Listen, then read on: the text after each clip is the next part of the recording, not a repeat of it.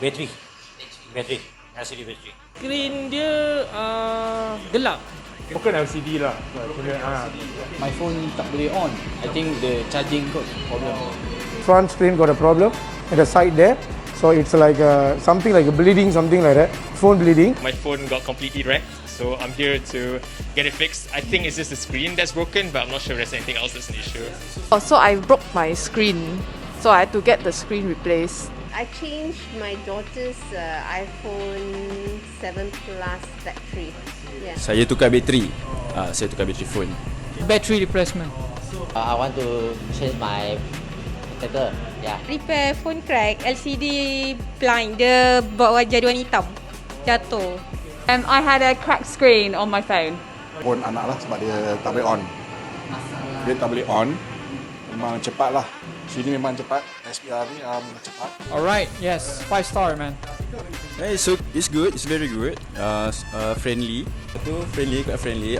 Explain. I mean, every question yang saya tanya dia jawab. I mean, certain people dia tak tahu kan apa benda, some things, and then dia bagi tahu lah. Yeah, it was really good. Really efficient. The phone was ready when they said it would be. Can't complain. Yeah, it's good. I actually contacted over WhatsApp and then they gave me a number, so I came here directly to fix it. Yeah, I think so far I'm quite impressed. They've been very polite, and I was expecting to get my phone back in a few days, but then they told me that I could get it fixed. They could get it fixed in an hour and a half, so I'm quite impressed by that. That's why I'm coming again and again. The services are good. The people are friendly. So that's the things we are coming to here to support, keep on supporting, because we have friendly customer service over here. Rather than going to any other service centers or repair center, we just can walk in and they are good customer service. They are giving a solution on it. The service is very good. Yeah, and it's very fast indeed. Yeah. So far so good lah. So far so good, no much issue. Straightforward. It's very good lah, very fast, very reliable lah. Sangat memuaskan hati lah. Sebab saya sini dah 3 kali rasanya saya repair kat sini. Itu yang saya repeat. Cepatlah siap kan, on time. Bila cakap nak pick up pukul 4 juga siap.